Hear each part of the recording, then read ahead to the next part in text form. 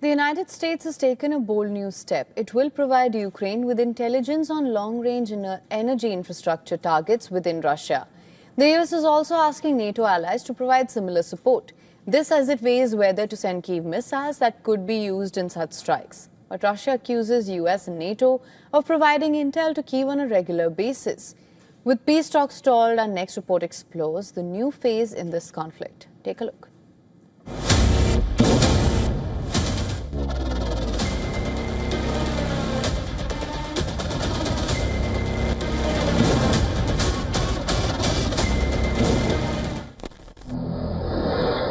It's the war's most dangerous twist yet.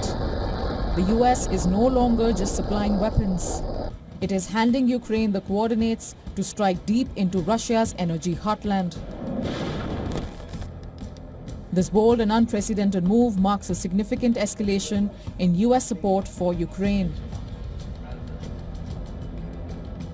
For years, US supported Ukraine's drone and missile operations but withheld sensitive targeting data for deep strikes.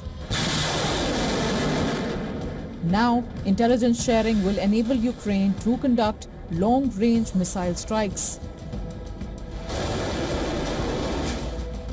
Apart from Russia's critical energy infrastructure, top political and military leadership in Moscow are also on the potential target list. The Trump administration is also considering supplying Ukraine with American-made Tomahawk and Barracuda cruise missiles, which have striking range of 500 to 1,500 miles.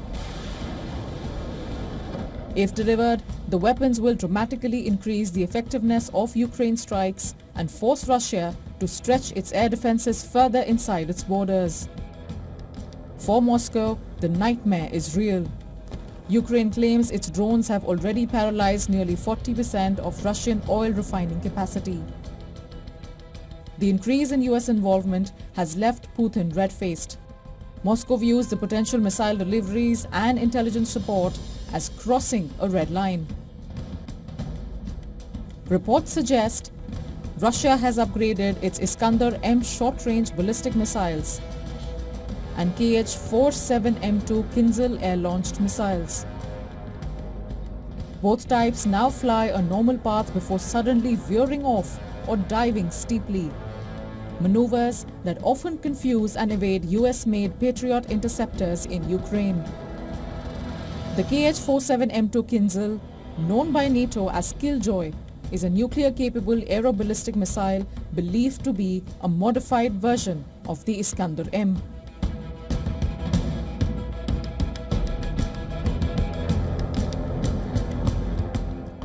It has a range of more than 2,000 kilometers and can reach speeds up to Mach 10 during its final approach, making interception highly difficult. While Ukraine's drone industry is keeping its forces alive on the battlefield, it fears its war-winning innovation can be remotely disabled by Beijing's crucial technology. The recent drone incidents across Europe are a clear sign that Russia still feels bold enough to escalate this war. And it was never just about Ukraine. Russia has always aimed to break the West and Europe in particular.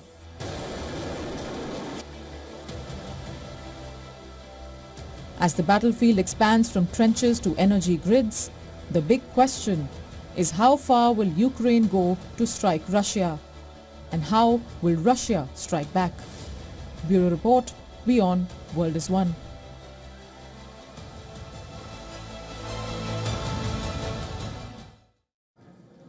All right, joining us live on the broadcast is Marko Michelson, Chairman of the Foreign Affairs Committee of the Estonian Parliament. Thank you so much for joining us on the broadcast, sir. Thank you. Now, of course, let's just talk about the United States' new step, if we can call it that, to provide Ukraine with intelligence on long-range energy infrastructure targets within Russia. What's your assessment of the United States' involvement so far? Because we have seen Donald Trump talk about how he could get this war resolved within 24 hours, then 100 days. However, we see that the impasse continues. So what's your take? I think American administration and President Trump understands that this war is much more serious than he thought to be. Obviously, 24 hours you cannot finish war which has a global impact. This is not regional war, as we know.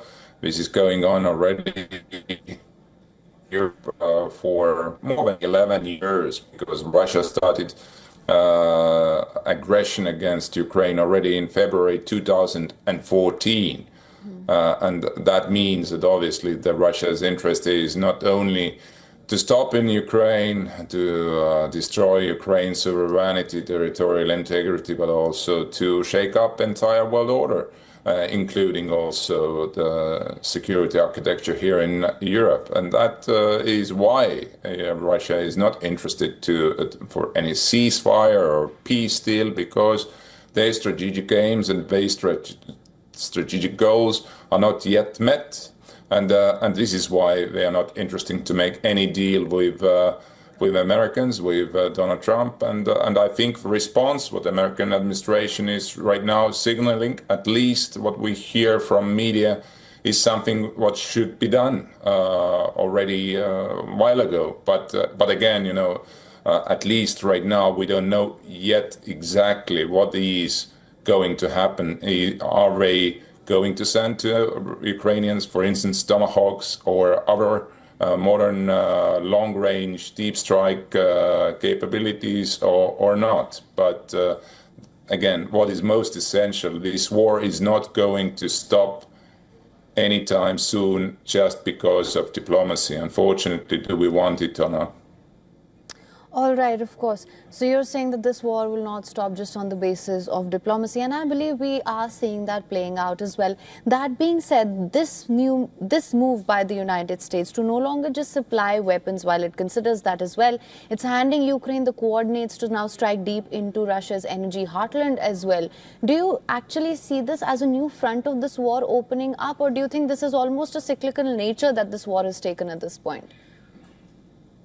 Yeah, I think this is more or less natural course, because, as you mentioned earlier as well, the Ukrainians, with their own capabilities of long-range drone attacks, they have been able to distract quite a lot, actually, the capacities of Russian oil production, specifically oil refineries, and they already have caused some economical turmoil in Russia. Obviously, this war is not only about territory; it's also about whose industry, whose industrial base is going to support kind of in this war of attrition, and this is why.